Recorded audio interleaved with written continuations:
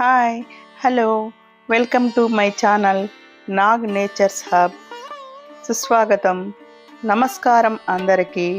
ఈరోజు మనం తెలంగాణలోని ఒక పురాతన ఆధ్యాత్మిక ప్రదేశం మంతని ప్రాంతంలోని శ్రీ శిలేశ్వర సిద్ధేశ్వర స్వామి దేవాలయం మరియు దాని చుట్టూ ఉన్న ప్రాచీన దేవాలయ అవశేషాలను చూసేందుకు ఒక అద్భుతమైన ప్రయాణం ప్రారంభించబోతున్నాం.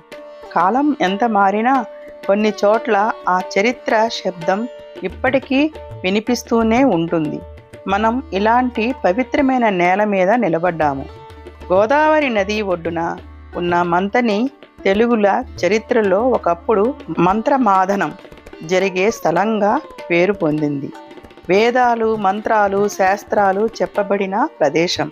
అంటే ఆధ్యాత్మిక జ్ఞానానికి ఒక ప్రధాన కేంద్రం.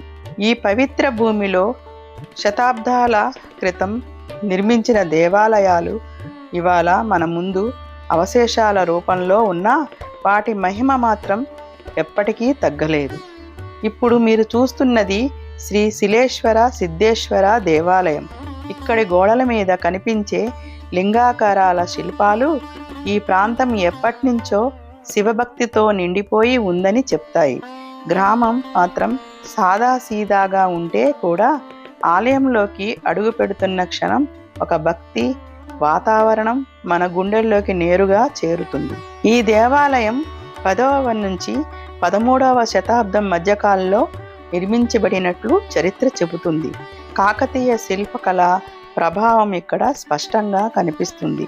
మునుపు ఇక్కడ ప్రధాన గర్భగుడి, శివలింగం, నంది, ద్వారపాలకులు అని అన్నీ ఉండేవి. కాలక్రమంలో కొన్ని నశించాయి, కొన్ని మారాయి, కానీ భక్తుల విశ్వాసం మాత్రం తగ్గలేదు. ఈ ప్రాంతంలో చుట్టూ చూస్తే విరిగిపోయిన శిలలు, పాత దేవాలయ గోడలు, నేల కొరిగిన మండపాలు కనిపిస్తాయి.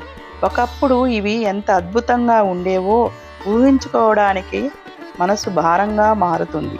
వరదలు, కాలం, యుద్ధాలు, వరదలు, కాలం, యుద్ధాలు, నిర్లక్ష్యం అన్నీ కలిసి ఈ ఆలయాల మహిమను కొంత భాగం తీసుకుపోయాయి.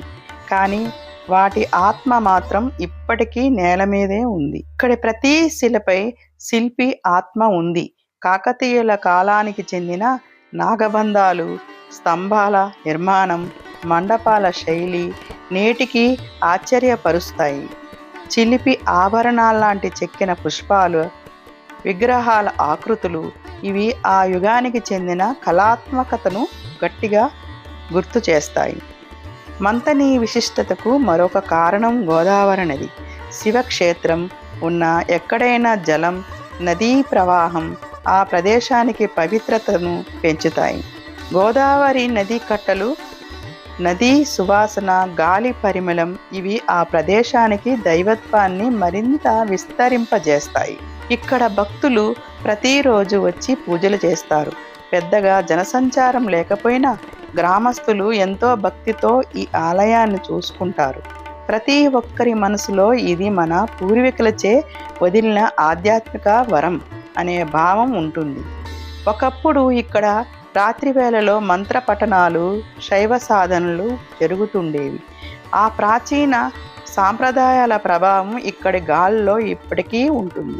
మండపాల్లో ప్రతిధ్వనించే శబ్దం, నంది వద్ద వినిపించే నిశ్శబ్దం ఇవన్నీ ఆ యుగాల జ్ఞాపకాలను మనం హృదయాలకు అందిస్తాము. ఈ ప్రాంతంలో శిలేశ్వర సిద్ధేశ్వర స్వామి ఆలయమే మాత్రమే కాదు, చుట్టుపక్కల మరెన్నో చిన్న దేవాలయాలు, పాత శిల్పాలు, శిథిలాలు ఉన్నాయి. ప్రతి రాయి, ప్రతి విగ్రహం ఒక కథ చెప్తుంది. మన పూర్వీకులు ఎన్నో యుగాల పాటు భక్తితో నిర్మించిన దేవాలయాలు ఇవాళ మౌనంగా నిలిచాయి. ఈ దేవాలయాల వద్ద నిలబడినప్పుడు ఒక ప్రశ్న మాత్రం మనసుని ఢీకొడుతుంది. ఎంత గొప్ప చరిత్ర, ఎంత విలువైన శిల్పాలు, ఇవి ఇలా ఎందుకు ఉండాలి? మన వారసత్వం పరిరక్షించబడాలి. ఇంత గొప్ప చరిత్ర ధూళిలో కలవకూడదు. కానీ ఆశ మాత్రం ఉంది.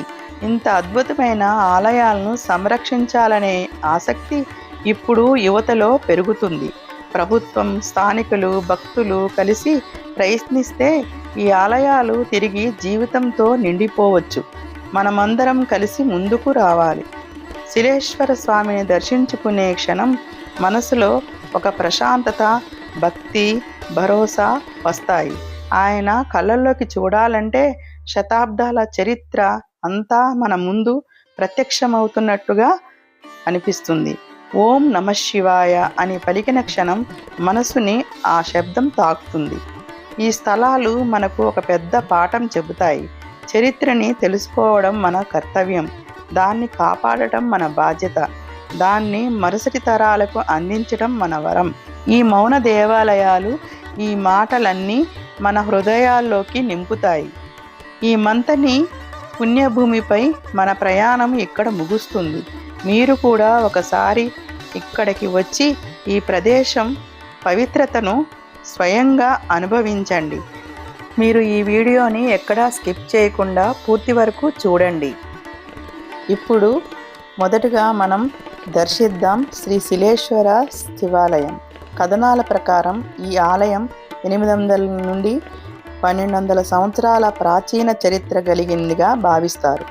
చాలామంది ఈ దేవాలయం నిర్మాణ శైలిని చూసి ఇది కాకతీయుల కాలం లేదా దానికంటే ముందు నాటి చాళుక్యుల శిల్పకళా శైలికి చెందినదని చెప్పడం జరిగింది. రాతి స్తంభాలు, అద్భుతమైన మండప నిర్మాణాలు, లింగంపై కనిపించే పురాతన ముద్రలు, దేవాలయాల చుట్టూ కనిపించే పాత శిలా శాసనాలు, ఈ దేవాలయం వెనుక ఒక పురాణం కూడా ఉంది. శిలేశ్వర మహాదేవుడు ఈ క్షేత్రంలో శిలరూపం ధరించి శివతత్వాన్ని అనుభవిస్తూ భక్తులకు పవిత్ర దర్శనం ఇస్తున్నాడు అని స్థానికులు చెబుతారు. పాత కథల ప్రకారం ఈ ప్రాంతం ఒకప్పుడు ఋషులు తపస్సు చేసిన క్షేత్రంగా ఉండేదని, అందుకే ఇక్కడ శిల తపస్సు శివతత్వం కలిసి శిలేశ్వరగా ప్రసిద్ధి చెందిందని నమ్మకం. అందుకే ఇక్కడ శిల తపస్సు శివతత్వం కలిసి శిలేశ్వరగా ప్రసిద్ధి చెందిందని నమ్మకం. శిలేశ్వర ఆలయం ప్రత్యేకత ఏమిటంటే ఇక్కడ గర్భగుడి లోపల ప్రవేశించిన వెంటనే ఒక అద్భుతమైన పవిత్రత, నిశ్శబ్దం మనసును కట్టిపడేస్తుంది. లింగంపై ఎప్పుడూ తడిగా ఉండే నీటి బిందువులు, మండపంలో కనిపించే పురాతన శిల్పాలు, ఆలయ పరిసరాల్లో వ్యాపించే అపార ప్రశాంతత, ఇక్కడ చేసే అభిషేకం, రుద్రపాఠం, శివార్చనలకు ఉన్న ప్రత్యేక పుణ్యఫలం చాలామంది భక్తులకు అనుభవంగా చెప్తారు.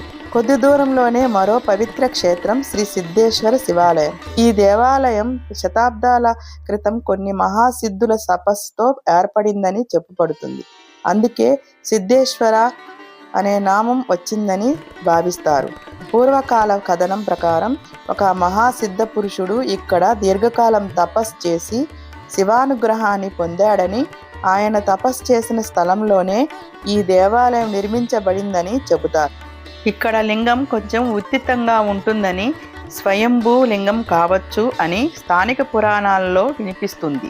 ఇక్కడి నిర్మాణ శైలి, రాతి గోడలు, పురాతన శిల్ప వైభవం, దేవాలయం చుట్టూ శివతత్వాన్ని ప్రతిబింబించే ప్రతిమలు, సిద్ధేశ్వర స్వామి దృష్టి, తపస్సు, శాంతి, సాధనకు ప్రతీక. శిలేశ్వర, సిద్ధేశ్వర అనే ఈ రెండు ఆలయాలు ఒకే ప్రాంతంలో ఉండటం ప్రత్యేకత. ఒకటి శిల, ఒకటి సిద్ధి. శిల స్థిరత్వం, భూమి శివత్వం, సిద్ధి తపస్సు, జ్ఞానం, దైవానుగ్రహం. ఇద్దరిని దర్శించటం జ్ఞానం, భక్తి, స్థిరత్వం అన్న 3 శివతత్వాలను పొందడం లాంటిదని పెద్దలు చెప్తారు. అనేక మంది భక్తులు తమ కోరికలు నెరవేరాయని చెప్తారు. విద్యలో విజయం, ఉద్యోగం, ఆరోగ్యం, కుటుంబ శాంతి. ఒక్కసారి ఇక్కడ శివార్చన చేస్తే మనసు విచిత్రంగా ప్రశాంతమవుతుంది అని ప్రతి ఒక్కరూ చెప్తారు. మీరు మంతని వైపు వెళ్ళే అవకాశం వస్తే ఈ 2 పవిత్ర శివాలయాలను తప్పక దర్శించండి.